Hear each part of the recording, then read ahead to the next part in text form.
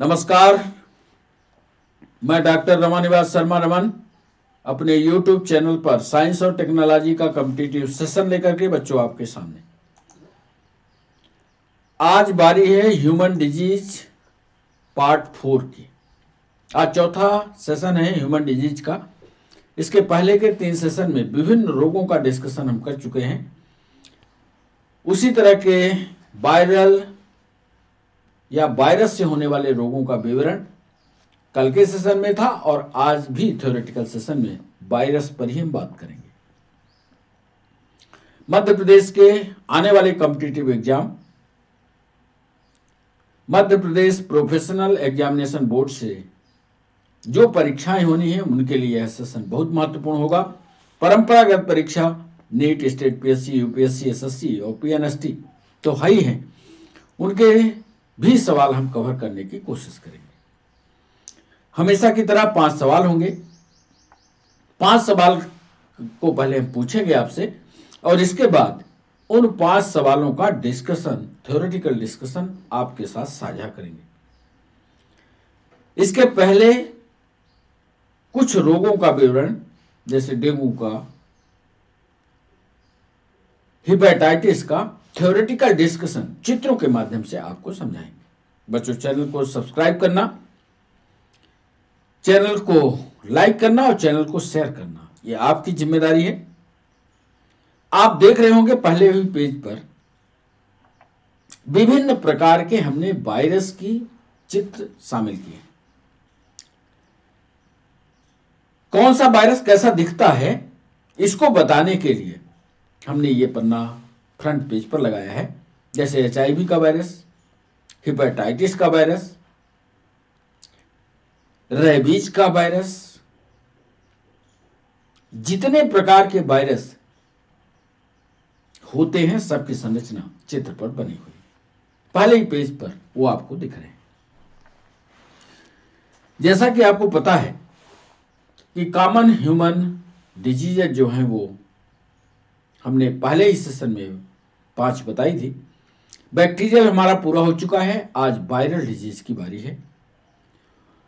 Viral disease में कल के सेशन में मम्प्स और मीजल्स पर हमने डिस्कस किया है और आज हम बात करेंगे वायरल हेपेटाइटिस की, डेंगू की और इस तरह से इसके चिकनगुनिया, चिकन पॉक्स और पॉलीमेलिटिस इसका डिस्कशन हो चुका है।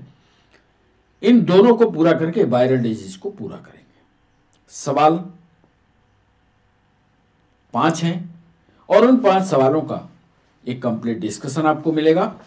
तो आइए हेपेटाइटिस के बारे में शुरुआत करते हैं। वास्तव में हेपेटाइटिस लीवर का फूल जाना कहलाता है। ध्यान से सुन लीजिए।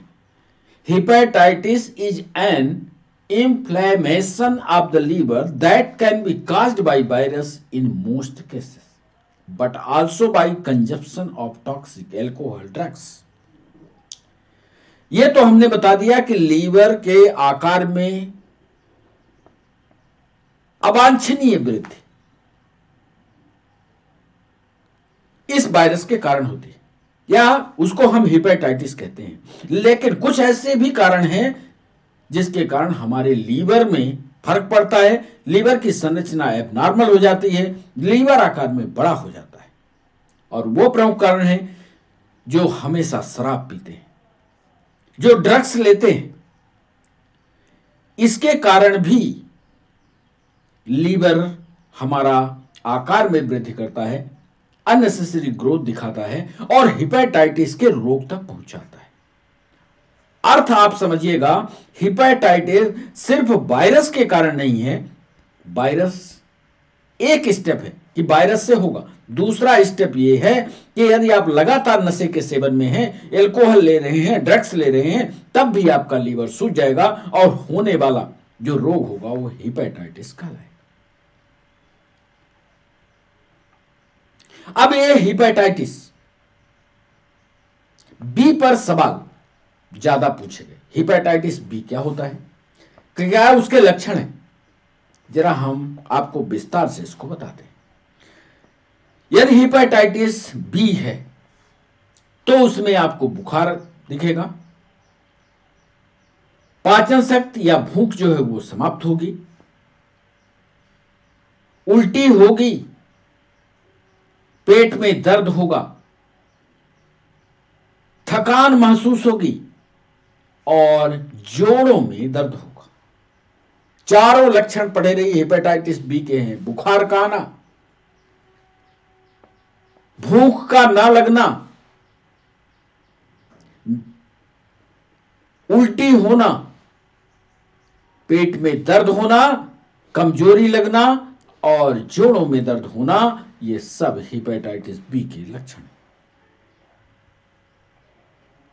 इसके अलावा हमने एक पूरी लिस्ट बनाई, क्योंकि हेपेटाइटिस ए होता है, हेपेटाइटिस बी होता है, हेपेटाइटिस सी होता है, हेपेटाइटिस डी, हेपेटाइटिस ई।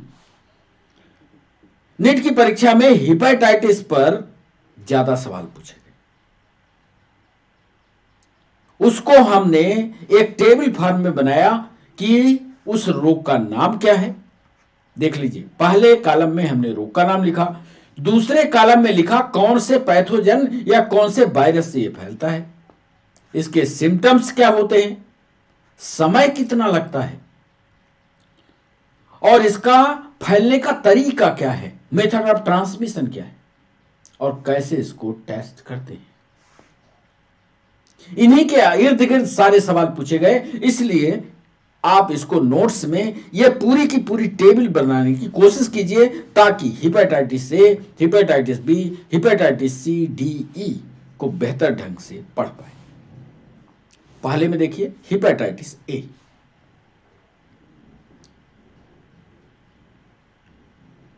यह भी पैथोजन जो है पी करोना वेरिडी, पी करोना वेरिडी नामक एक वायरस है। इसके लक्षण है बुखार का आएगा, सिर दर्द करेगा, बुखार आएगी और पीलिया होगी। इसका वक्त होता है 2 से 6 वीक और मेथड ऑफ ट्रांसमिशन है मुंह के द्वारा अंदर जाने की प्रक्रिया से। और डायग्नोस्टिक टेस्ट है कि एंटीबॉडीज जो हैं इसमें कमजोर पड़ते हैं। एंटीबॉडीज से पता लगाया जा सकता है कि इसका आक्रमण हुआ है कि नहीं हुआ। हेपेटाइटिस बी, हेपाडेनबरी डी, ये वायरस का नाम है। अब ये क्रम से आपको याद करना है, ये वायरस का नाम इधर लिखा हुआ है। इसके सिम्टम्स हैं severe liver damage, chronic disease occurs. Hepatitis B की अवस्था में लीवर को अत्यधिक नुकसान होता है और इसका वक्त होता है 3 से 26 वीक तक। और ये जो स्थिति होती है ट्रांसमिशन की, ये सेक्सुअल कॉन्टैक्ट से, लैंगिक संबंधों से ये होता है हेपेटाइटिस बी। सोच लीजिएगा। यहां भी एंटीबॉडीज टेस्ट होता है। अब इस टेस्ट के बारे में बहुत कुछ सवाल नहीं पूछे गए हैं, पर हमने उसको जोड़ दिया है। जाने रहिए कि एंटीबॉडीज का टेस्ट यहां भी होता है, एंटीबॉडीज का टेस्ट यहां भी होता है। यदि मान लीजिए इनके हेपेटाइटिस सी हुआ, इसको फैलाने वाला फ्लेविविरिडी नामक वायरस है, और जैसे ये सीवियर लीवर डैमेज होता है, देख रहे हैं, इसके पहले क्रॉनिक डिजीज हो जाती है, लीवर करीब करीब समाप्त होने की स्थिति में होता है। ये दूसरे से और 33 वीक तक इंक्यूबेशन पीरियड होता है। और ये जो है हेपेटाइटिस बी हमको माता पिता के द्वारा मिलता है। यही सवाल हेपेटाइटिस बी सी पर यह सवाल उत्तर प्रदेश पीएससी ने पूछा था कि हेपेटाइटिस बी का मेथड ऑफ ट्रांसमिशन क्या है। तो याद रखिएगा, ये पेरेंटल होता है, माता पिता से हमें गिफ्ट में मिलता है। इसमें आरएनए का टेस्ट किया जाता है, वायरल आरएनए का टेस्ट होता है। हेपेटाइटिस डी ये डेल्टा वेरिटी नामक वायरस से होता है। यहां भी यदि हेपेटाइटिस डी हो गया तो इसमें लीवर तो डैमेज होता है और मरने की संभावना बिल्कुल करीब 100% होती है। 6 से 26 वीक तक इसका इंक्यूबेशन पीरियड होता है और पेरेंटल व्हेन को इन्फेक्टेड विथ एचवीबी, ये भी पेरेंटल है। इतना आप पढ़ लीजिए कि ये भी पेरेंटल है। यहां भी एंटीबॉडीज टेस्ट होगा। हेपेटाइटिस ई कैल्सीविरिडी नामक वायरस से ये होता है। Hepatitis E pregnant woman may be at high risk and so high mortality. यह जो महिलाएं गर्भ की अवस्था में होती हैं उनमें यह हेपेटाइटिस ई होती है और मृत्यु की संभावना ज्यादा होती है। लेकिन यह क्रॉनिक डिजीज नहीं है, 2 से 6 वीक का होता है। यह भी कोई चीज लेने के से इन्फेक्शन होता है और यहां भी एंटीबॉडीज टेस्ट और वायरल आरएनए का टेस्ट करके इसको पता लगा। बच्चों, कॉम्पिटिटिव एग्जाम में इतनी गहराई में तो नहीं ले गया है पूछ करके डोमेस्टिक टेस्ट, पर नीट की परीक्षा में कुछ डोमेस्टिक टेस्ट के बारे में सवाल पूछा है, जैसे हेपेटाइटिस डी का। याद रखिए, सिर्फ आपको एंटीबॉडीज पढ़नी है। यहां पर सिर्फ इन वायरस का नाम पढ़ना है। ये आपके लिए जरूरी है। किससे हेपेटाइटिस ए, किससे हेपेटाइटिस बी, किससे हेपेटाइटिस सी, किससे हेपेटाइटिस डी और किससे हेपेटाइटिस ई होता है। मेथड ऑफ ट्रांसमिशन पढ़ना है। कोई गंदी चीज हम खाएंगे, खाने के माध्यम से जाएगा। से ये वाला जो है सेक्सुअल कांटेक्ट से जाएगा।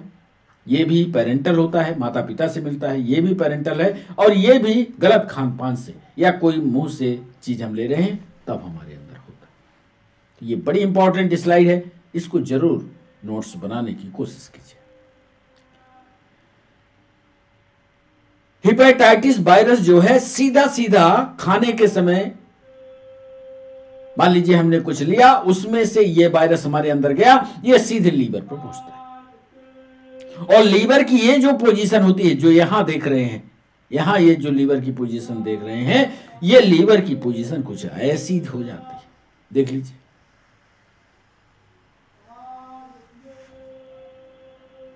और ये वायरस इस तरह से ग्लोबुलस बना लेता है, ये पूरी छतरी बना लेता है, देख लो, पूरी जगह, पूरा लीवर खा करके नष्ट कर देता है। अब पोलियो की बात कर लें। Poliomyelitis is the high infectious viral disease. Polio जो होता है यह सबसे ज्यादा इन्फेक्शियस होता है वायरस के द्वारा। वायरस ही इसको करता है, which mainly effect young children, जो नए बढ़ते हुए बच्चों को ज्यादा पकड़ता है। वायरस होने की जो संभावना है, कैसे वायरस हम उन छोटे बच्चों के शरीर में जाता है, उसका प्रमुख कारण है कंटामिनेटेड फूड, गड़बड़ खाना, अशुद्ध खाना, बासी खाना, पानी।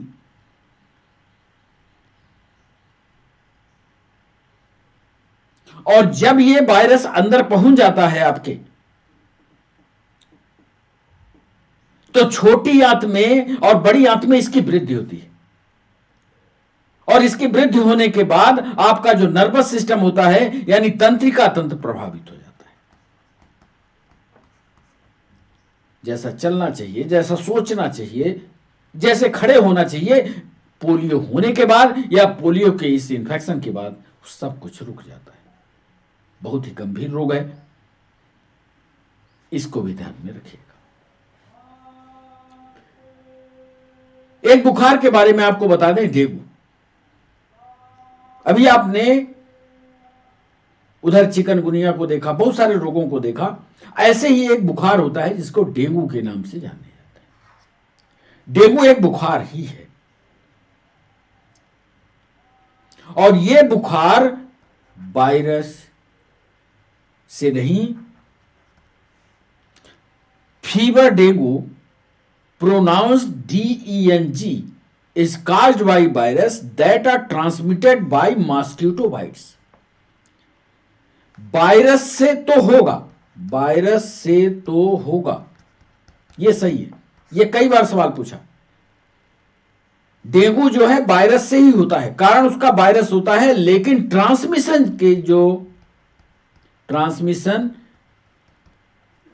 की जो प्रक्रिया है वो मच्छर के काटने से होती है। यानी मच्छर के जहां से वो काट रहा है वहां से वायरस ट्रांसफर होता है। एकेड एजिप्टी एक मच्छर है जिसका चित्र हमने यहां लगाया, that most commonly spread the disease through its bite. Aegypti नाम का यह मॉस्किटो जब भी काटता है मनुष्य को तो डेंगू बुखार उत्पन्न होता है, और जब यह बाइट कर रहा होता है तो इसके बाइटिंग में वायरस होता है। डेंगू है क्या? डेंगू जो है सीवियर इलनेस है जिसमें बुखार, सिर दर्द, intense muscles and joint pain. Dengue बुखार में बहुत तेज दर्द होता है, मसल्स में, पेशियों में, ज्वाइंट्स में। जितनी ग्लैंड हैं, लिम्फ की ग्लैंड, वो सब कुछ सूज जाती है। ये एक प्रमुख विशेषता है। और पूरे शरीर में रैशेस बन जाते हैं, दाने बन जाते हैं, लाल लाल दाने दिखते हैं। यह है डेंगू फीवर का लक्षण। डेंगू फीवर होने के बाद आपके शरीर में कहां कहां तकलीफ होता है, ध्यान से देखिएगा। आंख दर्द, बुखार तो होना स्वाभाविक है, बुखार तो सब में है। मसल्स में पेन, ये देखिए मसल्स में पेन हुआ। जब डेंगू बुखार होता है तो आपके हड्डियों में दर्द होता है। मसल्स में तो ठीक, मसल्स का दर्द बर्दाश्त होता है, लेकिन जब हड्डियों में दर्द शुरू होता है तो डेंगू की ये सबसे बड़ी विशेषता है, हड्डी में दर्द होता है। जितने जोड़ हैं आपके शरीर में सब में दर्द होगा। सिर दर्द तो पक्का होगा, उल्टी भी होगी। इसके अलावा आपके शरीर में चकत्ते बन जाएंगे, लाल लाल दाने बन जाते हैं। यह है डेंगू का लक्षण।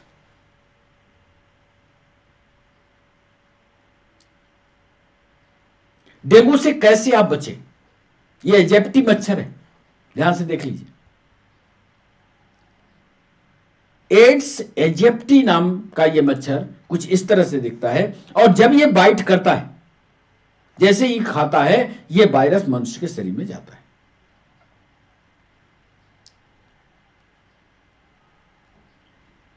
डेंगू का पता करने के लिए यह स्थिति उत्पन्न हो, आपको ये फीवर है, सीवियर हेडेक है, पेन बिहाइंड आइज है, मसल्स और ज्वाइंट का पेन है, वोमिटिंग हो रही है, ये ग्रंथियां सूज चुकी हैं, अनयूजुअल वीकनेस लग रही है बिना मतलब की, रैशेस दिख रहे हैं, कफ बन रहा है, लूज मोशन हो रहा है, तो आप तुरंत क्या करें? आपको एडवाइस दी जाती है इमीडिएट ब्लड टेस्ट लें।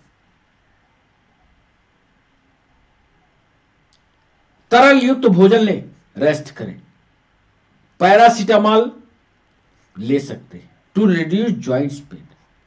डेंगू को नहीं समाप्त करता, यह सिर्फ आपके शरीर में होने वाले दर्द को समाप्त करता है, यह पैरासीटामॉल। बुखार को उतारने के लिए एस्पिरिन ले लीजिए, ब्रूफेन लीजिए, ये ले सकते हैं। तो ये एडवाइस होती है, और तुरंत उसको डेंगू को समाप्त कीजिए।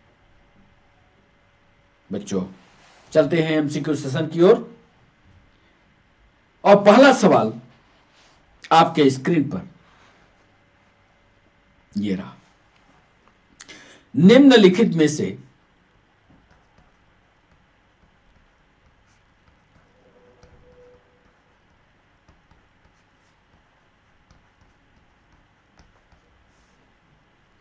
क्या मनुष्यों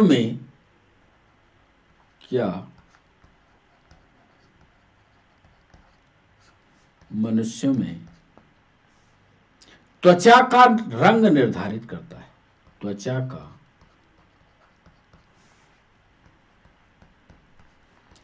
रंग निर्धारित।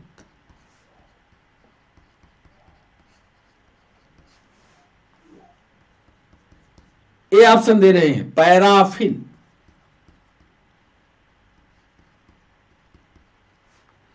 बी ऑप्शन दे रहे हैं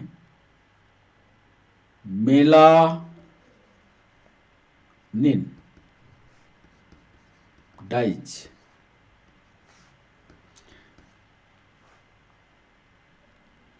मायोग्लोबिन,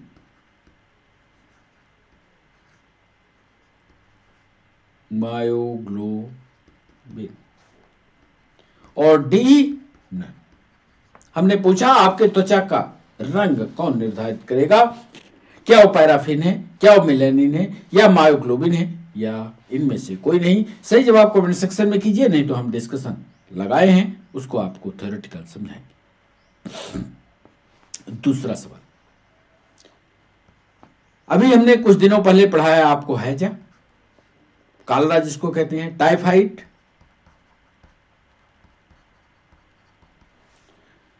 पीलिया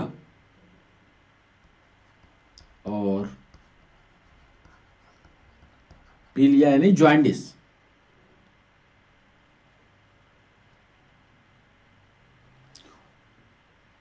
उन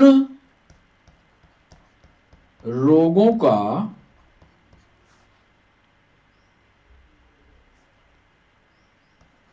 स्थायी परमानेंट या अभिजात उदाहरण है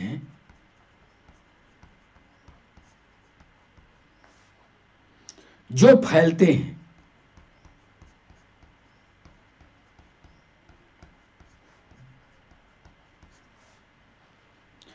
ए दूषित जल से,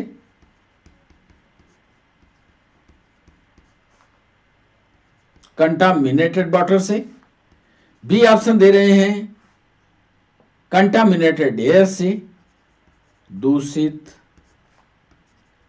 हवा से, कंटामिनेटेड फूड से यानी दूषित भोजन से, और डी ऑप्शन दे रहे हैं बोथ ए एंड बी। हमने पूछा हैजा, टाइफाइड और पीलिया उन रोगों का स्थायी उदाहरण है जो फैलते हैं दूषित जल से, दूषित हवा से, दूषित भोजन से, या ए और बी दोनों से। इसका भी थ्योरेटिकल डिस्कशन हम आज शेयर करेंगे आपके साथ, इसके साथ और कई रोगों को बताएंगे। तीसरा सवाल आपके स्क्रीन पर, वैक्सीन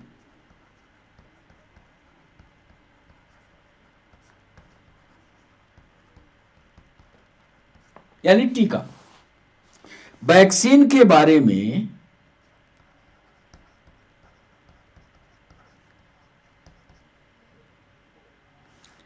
कौन सा कथन, कौन सा स्टेटमेंट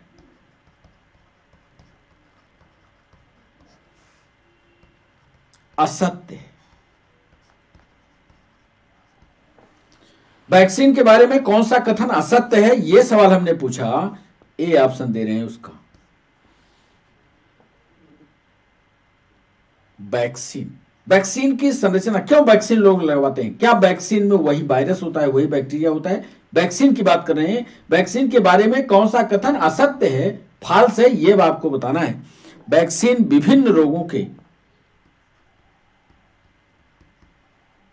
वैक्सीन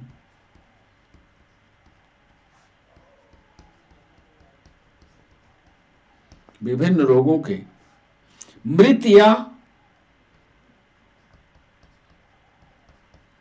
कमजोर रोगाणु है। बी ऑप्शन दे रहे हैं जब स्वस्थ शरीर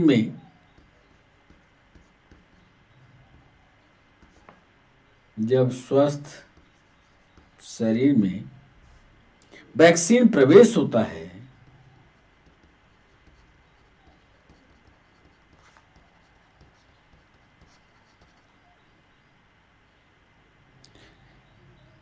यह एंटीबॉडी, तब यह एंटीबॉडी बनाता है। सी ऑप्शन दे रहे हैं सभी रोगों के लिए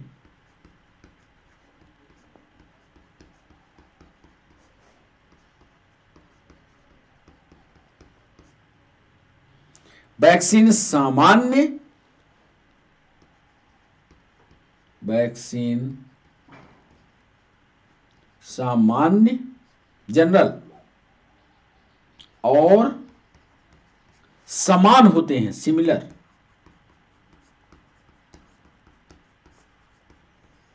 और डी ऑप्शन दे रहे हैं रोगों की रोकथाम,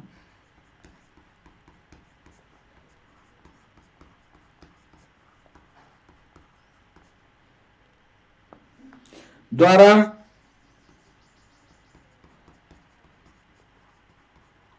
टीकाकरण व्यक्ति को स्वस्थ बनाता है।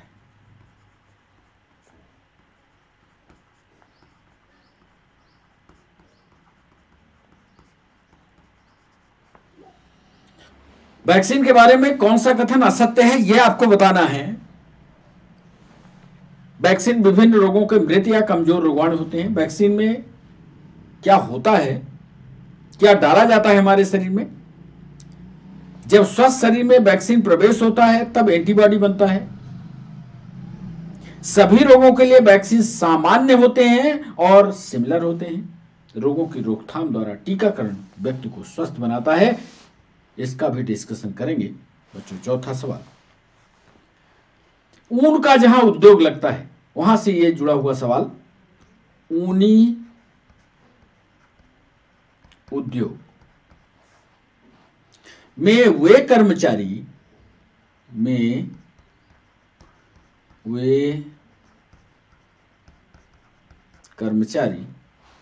जो छटाई कार का कार्य करते हैं। ऊनी उद्योग में वे कर्मचारी जो बाल निकालते हैं भेड़ों के, जो छटाई कार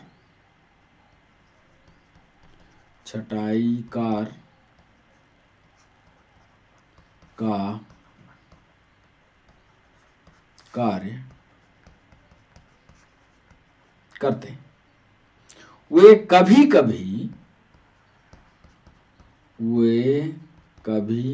कभी मतलब हमेशा नहीं, कभी कभी सार्टर रोग से पीड़ित होते हैं।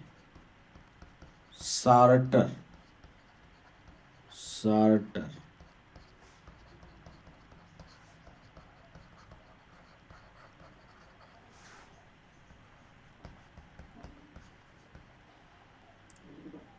यह इसलिए होता है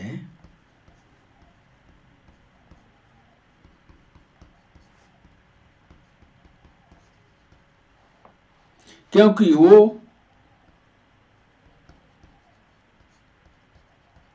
वो एक जीवाणु से संक्रमित होते हैं। एक जीवाणु यानी बैक्टीरिया से संक्रमित होते हैं। वो जीवाणु है, उस जीवाणु का आपको नाम बताना। A option anthrax bacillus anthracis, anthrax bacillus anthracis,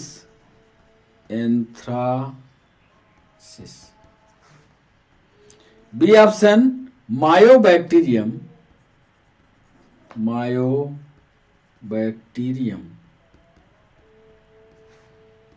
tuberculosis,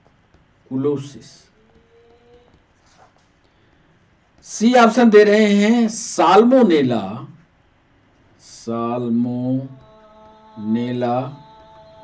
typhi, और डी ऑप्शन दे रहे हैं टिटनस क्लॉस्ट्रीडियम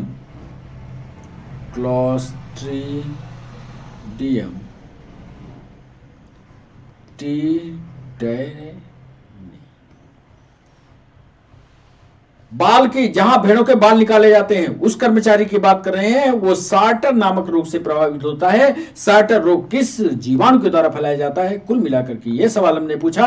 आप सही जवाब कमेंट सेक्शन में कीजिए, नहीं तो डिस्कशन हम बताएंगे। 5वां सवाल, अंतिम सवाल आज के सेशन का बच्चों आपके सामने। एड्स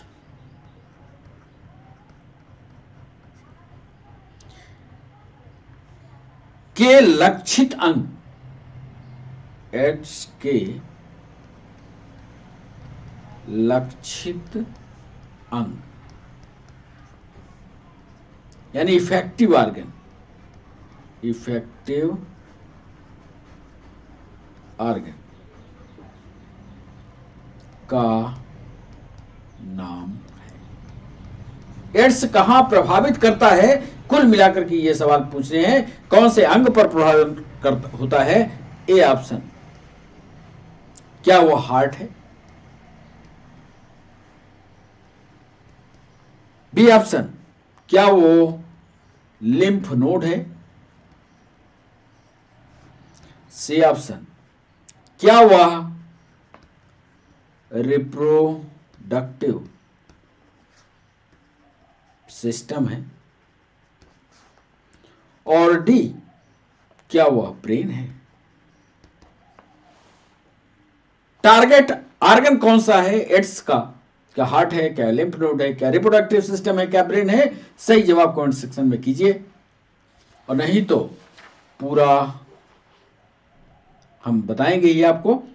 चलते हैं पहले सवाल के डिस्कशन पर। पहला सवाल जो हमने पूछा, निम्नलिखित में से क्या मनुष्यों में त्वचा का रंग निर्धारित करता है? इसका सही जवाब होगा बी। इसका डिस्कशन बहुत महत्वपूर्ण है, टू द पॉइंट पढ़िएगा, टू द पॉइंट लिखिएगा। मिलेनिन एक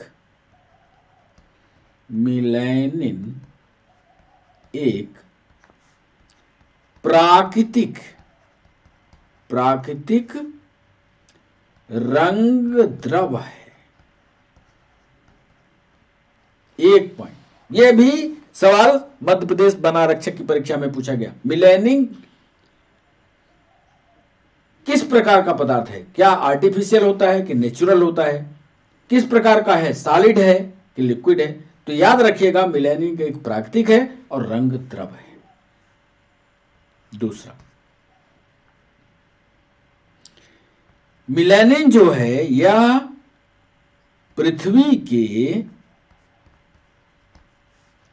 अधिकतर जीवों में पाया जाता है।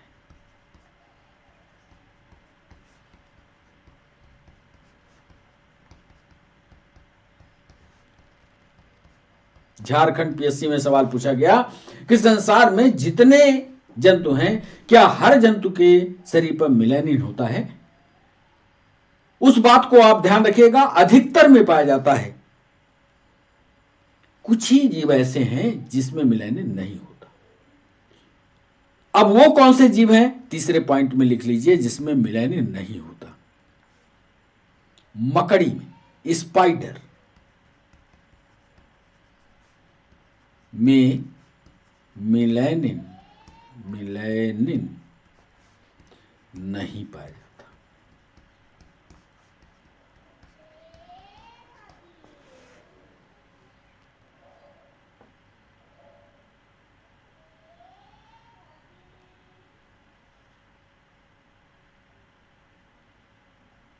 एक सवाल यह पूछा गया कि जानवरों में मिलेनिन किस एमिनो एसिड से बनता है? उसका जवाब भी समझ लीजिए। जानवरों में मिलेनिन टायरोसिन नामक एमिनो एसिड से, टायरोसिन नामक एमिनो अम्ल से बनता है। और पांचवा, मानव में यदि मिलेनिन की कमी हो जाए तो आंखों का रंग, ध्यान से सुनिएगा, तो आंखों का रंग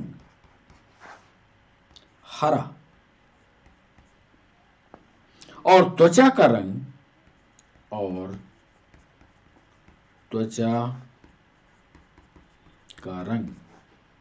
श्वेत हो जाता है। सफेद हो जाता है। 5 प्रमुख बिंदु, 5 विभिन्न परीक्षाओं में ऑब्जेक्टिव पूछे गए, पांचों का लेखा जोखा दे दिया। मिलेनिक एक प्राकृतिक रंग द्रव है या पृथ्वी के अधिकतर जीवों में होगा। छोड़ दो सिर्फ स्पाइडर या मकड़ी को, यहां मकड़ी लिख लेना, मकड़ी। ये पूछा गया है, कई परीक्षाओं में पूछा है। मकड़ी में मिलेनिन नहीं पाया जाता। जानवरों में मिलेनिन ट्रायोसिन नामक एमिनो अम्ल से निर्मित होता है। मान लीजिए किसी के बॉडी में ट्रायोसिन नहीं है तो मिलेनिन नहीं बनेगा। ध्यान रखिएगा कि जानवरों में मिलेनिन ट्रायोसिन नामक एमिनो एसिड से बनता है। और मानव में यदि मिलेनिन की कमी हो जाए तो आंखों का रंग हरा होगा और त्वचा का रंग सफेद हो जाएगा। बच्चों, दूसरा सवाल, इसका सही जवाब होगा दूसरे का, दूषित जल से। लिखिए, हैजा टाइफाइड पीलिया, हैजा टाइफाइड पीलिया दूषित जल के उपयोग, दूषित जल के उपयोग से हो जाता है। यह तो उत्तर हो गया। अब कैसे हो जाता है, कैसे ये ट्रांसमिट होता है, ये दिखेगा। नालियों का पानी, नालियों का पानी, कैसे पानी दूषित हो रहा है? नालियों का पानी नदियों में जाता है,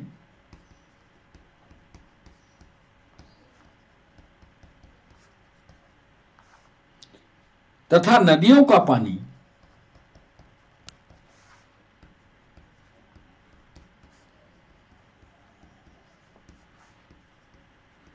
हमारे घर तक पहुंचता है।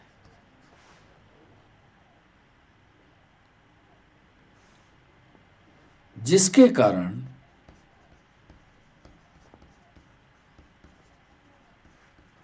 हैजा टाइफाइड व पीलिया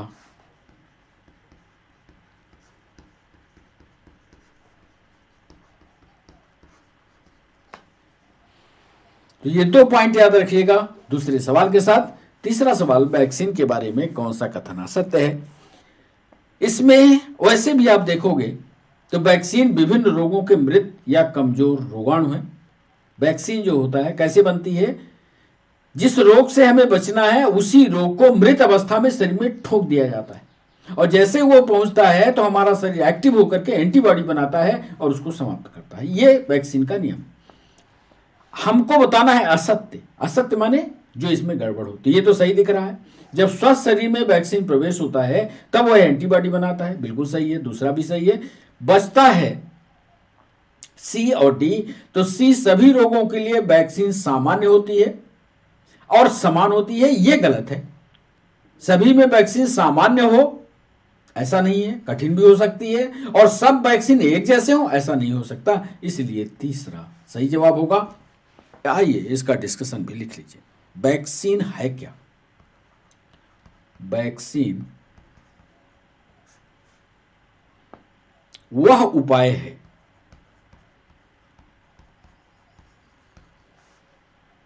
जिसके द्वारा किसी जीव में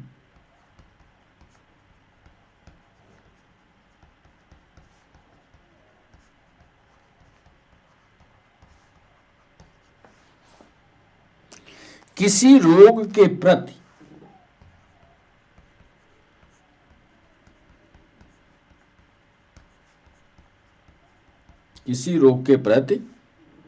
प्रतिरोधकता को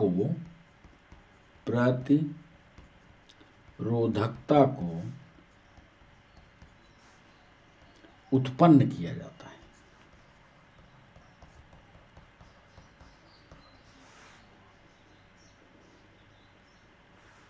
ये हुई वैक्सीन। दूसरा करते क्या है? इस तकनीक में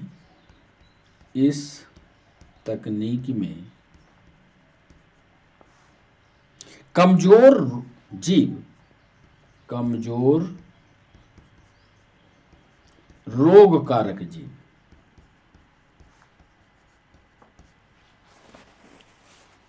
कमजोर रोग कारक जीव को शरीर में, को बॉडी में प्रवेश कराया जाता है। जैसे मान लीजिए कोरोना की वैक्सीन है, तो जो कोरोना की वैक्सीन है जब उसका टीका लगेगा तो मरा हुआ कोरोना आपके शरीर में डाला जाएगा। इस तकनीक से कमजोर रोग कारक जीव को बॉडी में प्रवेश कराया जाता है। वैक्सीन विभिन्न रोगों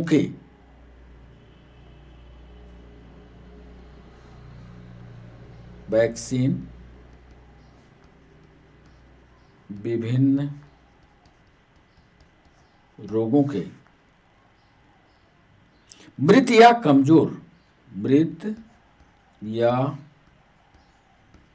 कमजोर रोगाणु होते हैं।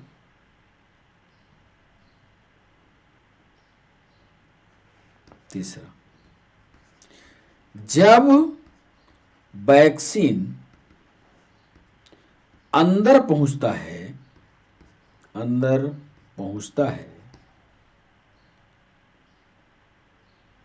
तो यह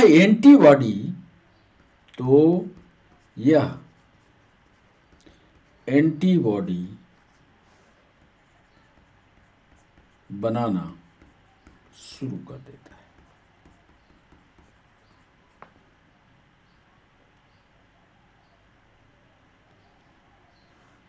और टीकाकरण का, अब एंटीबॉडी बन जाएंगे तो उस रोग का प्रभाव घट जाएगा या रोग जो है मर जाएगा। चौथा और अंतिम पॉइंट लिख रहे हैं कि रोगों की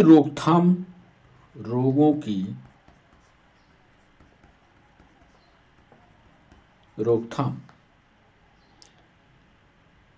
टीकाकरण, रोगों की रोकथाम टीकाकरण द्वारा मनुष्य को स्वस्थ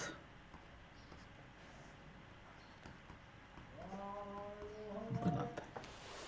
तो 4 पॉइंट इसके साथ ऐड करिएगा बच्चों। चौथा सवाल, उन्हीं उद्योगों में वो कर्मचारी जो छटाई कार्य यानी जो बाल को काटते हैं, उसमें एक रोग होता है जिसको सार्टर कहा जाता है। इस पर इसका सही जवाब होगा वो है एंथ्रेक्स बैसिलस एंथ्रेसिस। याद कर लीजिए, एंथ्रेक्स बैसिलस एंथ्रेसिस। आइए डिस्कशन। भेड़ों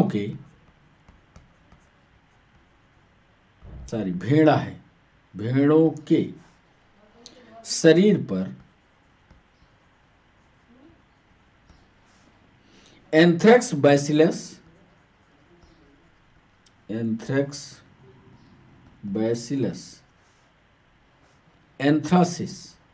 एंथ्रासिस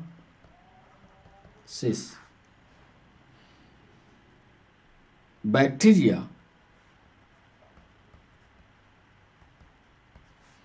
बालों में वृद्धि करते हैं।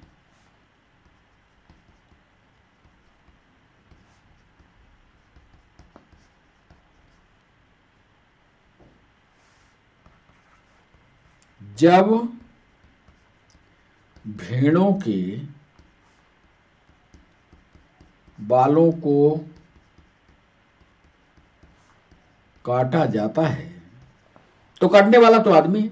जब भेड़ों के बालों को काटा जाता है तो एंथ्रेक्स बैसिलस एंथ्रासिस श्वास द्वारा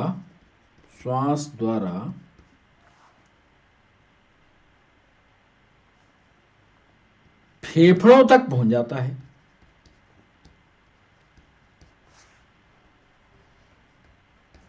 पहुंचता है मनुष्य में। और तीसरा, फेफड़े धीरे धीरे अक्रियाशील होने लगते हैं, अक्रियाशील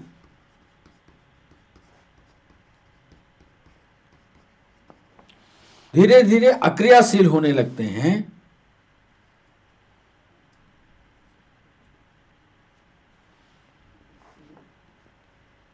जिसे सार्टर रोग,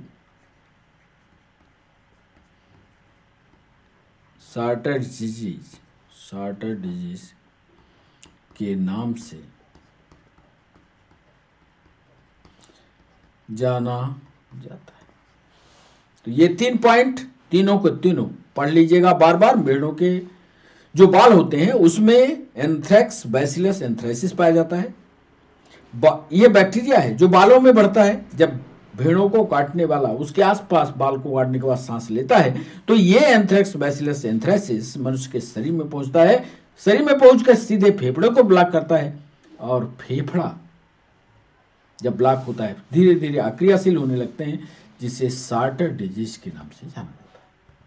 बच्चों, आज के सेशन का अंतिम सवाल, अंतिम डिस्कशन, एड्स के लक्षित।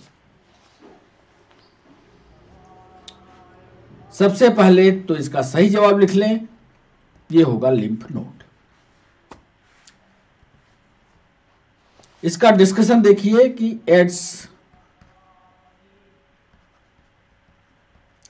का टारगेट ऑर्गन लिम्फ नोड है। एक बार दूसरा पॉइंट लिख लें कि एड्स जो है, एड्स वायरस द्वारा फैलता है। ये दोनों सवाल पूछे गए।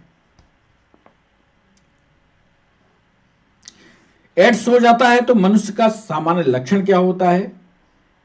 एड्स आक्रमण के बाद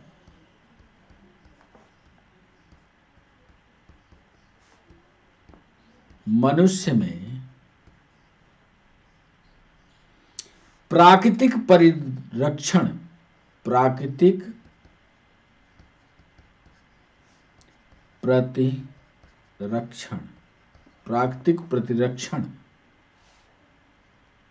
क्षमता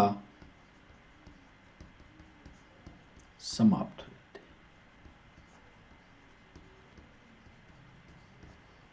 है। यदि एड्स हुआ तो नेचुरल प्रोटेक्टिंग कवरिंग या प्रोटेक्टिंग पावर या इम्यूनिटी समाप्त हो जाती है। तो जो भी रोग चलता रहेगा, जो कोई आदमी कमजोर है उसी को हो जाएगा।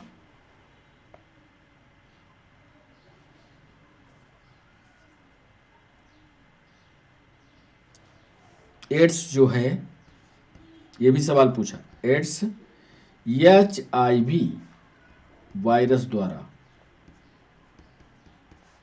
फैलता है। ऐसा सवाल पढ़ा करिए कि उसमें 4-5 सवाल और शामिल हो जाए।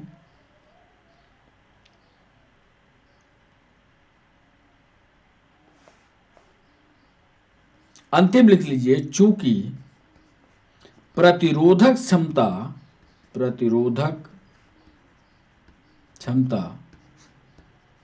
मनुष्य की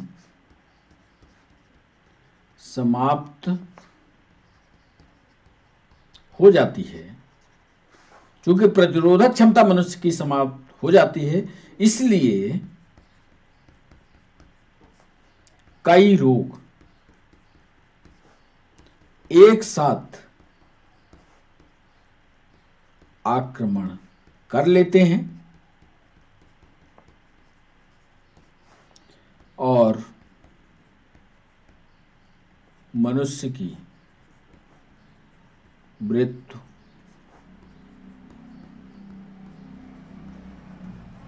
हो जाती है। तो एड्स का टारगेट ऑर्गन लिम्फ नोड है। एड्स वायरस के द्वारा फैलता है। एड्स के आक्रमण के बाद मनुष्य में प्राकृतिक प्रतिरक्षण क्षमता समाप्त हो जाती है। एड्स HIV वायरस के द्वारा फैलता है। चूंकि प्रतिरोधक क्षमता मनुष्य की समाप्त हो जाती है, इसलिए जो रोग मन पड़ता है वही रोग मनुष्य के शरीर में आ जाता है। और जब कई रोग एक साथ इकट्ठे किसी मनुष्य के शरीर में आ जाते हैं तो मृत्यु उसकी तय हो जाती है। तो ये बच्चों 5 सवाल होते हैं पूरे। आप हमारे साथ जुड़े इसके लिए सभी बच्चों का बहुत बहुत शुक्रिया। कल फिर मिलते हैं कुछ नई जानकारी के साथ, लास्ट सेशन डिजीज पर लेकर के बच्चों। तब तक के लिए बाय बाय, नमस्कार।